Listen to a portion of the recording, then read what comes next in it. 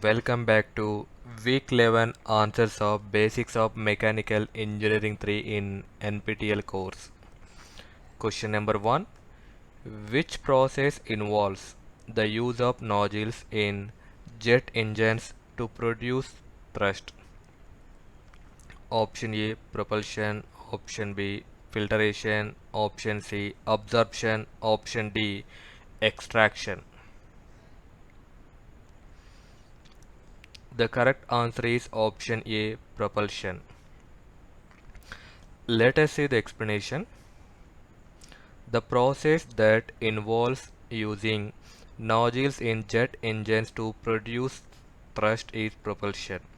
A jet engine is a type of reaction engine, and the nozzle is a critical component for creating a high velocity exhaust jet that generates the propulsive force.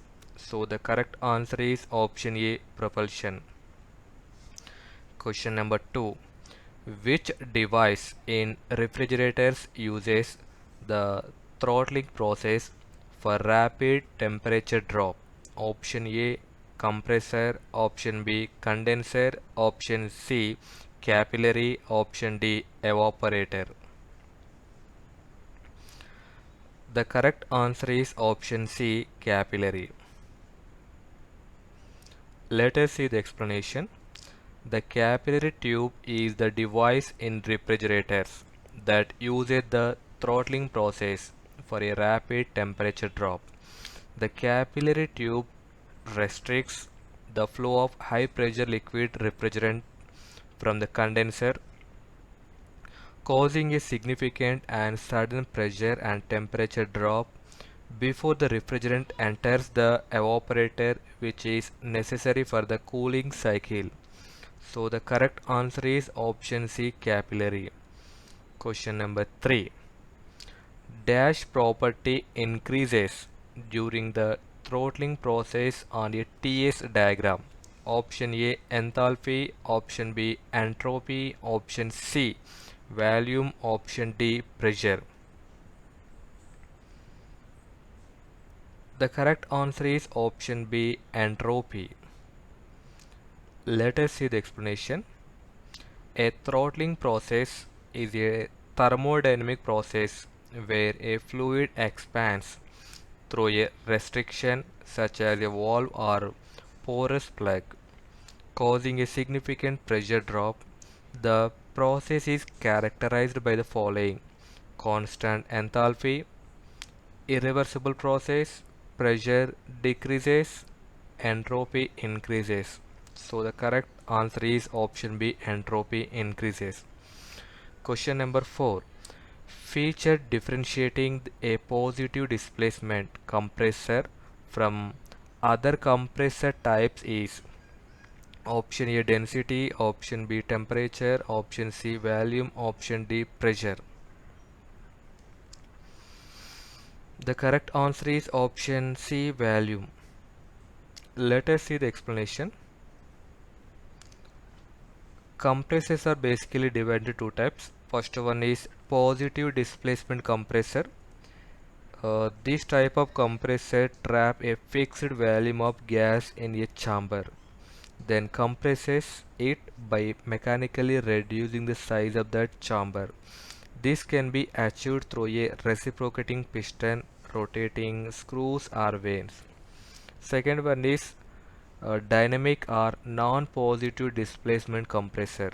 This compressor by contrast using rotating impellers to impart kinetic energy, that means high velocity, to the gas. They then convert this velocity into pressure in a diffuser. So the correct answer is option C volume. Question number 5. Which type of compressor moves gas axially through multiple stages of blades?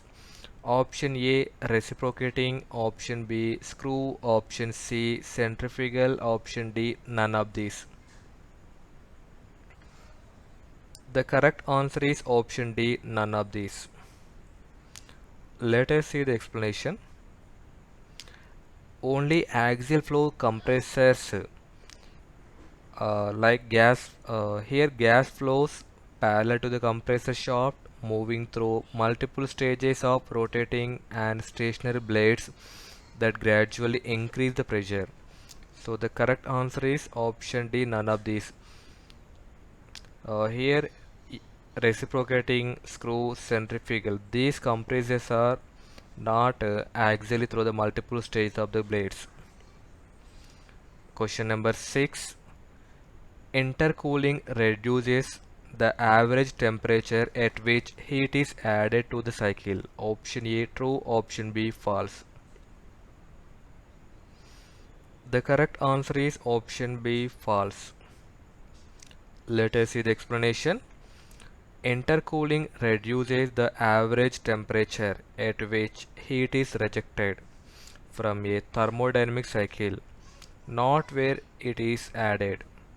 The average temperature of the heat addition is primarily influenced by reheating. So the correct answer is option B false. Question number 7. The fluid enters a centrifugal pump at option A shaft, option B eye, option C chamber, option D volute. The correct answer is option B eye. Let us see the explanation. You can see this image.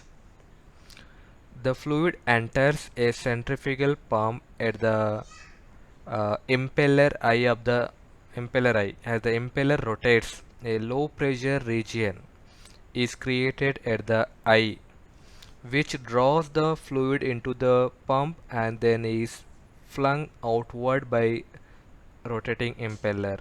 So the correct answer is option B eye. Question number 8. Which factor affects the ideal head in axial flow pumps? Option A blade angle, option B speed, option C losses, option D all the above. The correct answer is option D all the above. Let us see the explanation.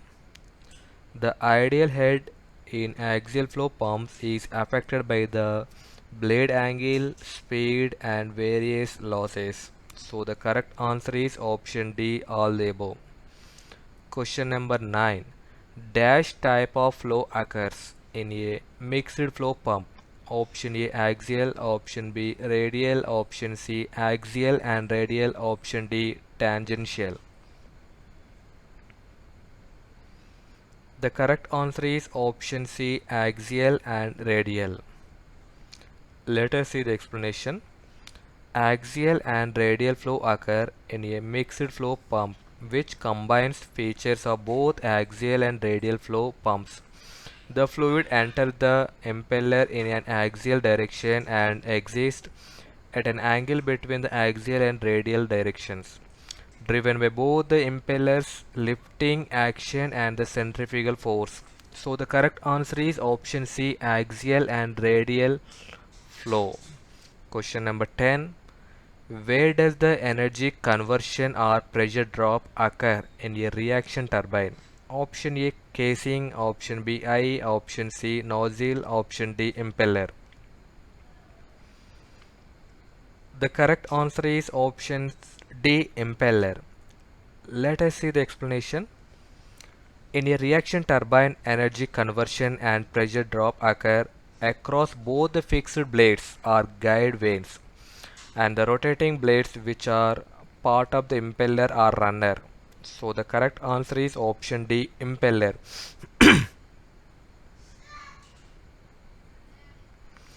In the next video lecture we will discussing about week 2 answers of basics of mechanical engineering 3 in NPTEL course. Thank you for watching. Please do like and subscribe my channel for more updates.